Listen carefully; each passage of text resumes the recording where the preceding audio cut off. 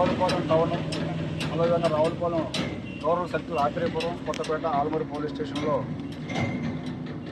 Seize చేయబడిన అక్రమ మద్యం ఐడిఆర్ఎఫ్ కేసులకు సంబంధించి ప్రాపర్టీని అంతా కూడా డిస్ట్రాయ్ చేయడానికి సంబంధిత అధికారులైన డిప్యూటీ కమిషనర్ గారు, ఎక్సైజ్ గారి ద్వారా డిస్ట్రక్షన్స్ ఆర్డర్ పొందింది. ఈరోజు అమలాపురం అసిస్టెంట్ ఎక్సైజ్ సూపరింటెండెంట్ గారి యొక్క ఆధ్వర్యంలో రావులపాలెం పోలీస్ స్టేషను ఎస్హెచ్ఓనైన నేను, అదేవిధంగా రావులపాలెం రూరల్ సిఐ గారు విజయసాగర్ గారు, ఆలమూరు ఎస్ఐ గారు, కొత్తపేట ఎస్ఐ గారు, ఆత్రేయపురం ఎస్ఐ గారు మరియు మధ్యవర్తుల సమక్షంలో ఆ కేసు ప్రాపర్టీని ఈరోజు తగిన ప్రికాషన్స్ తీసుకుని డిస్ట్రక్షన్ చేయడం జరిగింది.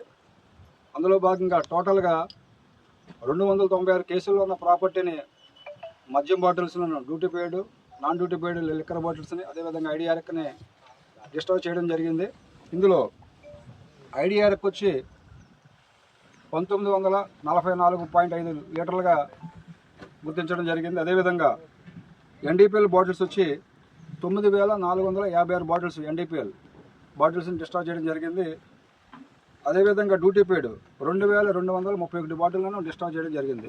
ఇదంతా కూడా పక్కాగా ప్రాసెస్ ప్రకారం సంబంధిత అధికారుల దగ్గర నుండి తగిన ఉత్తర్వులు పొంది ఇది నిర్వహించడం జరిగింది. దీని మీదట పోలీస్ స్టేషన్లు అన్నీ కూడా ఈ యొక్క సీజర్ ప్రాపర్టీతో నిండిపోవడంతో ముందస్తుగా ఎస్పీ గారి యొక్క సూచనల మేరకు, వారి యొక్క డైరెక్షన్లో ఈ రెండింటిని కూడా క్లియర్ చేయడానికి ఉద్దేశంతో ఇదంతా కూడా వేగవంతంగా చేయడం జరిగింది. దీన్ని సహకరించిన అందరికీ కూడా ధన్యవాదాలు తెలియజేస్తున్నాం. నమస్కారం.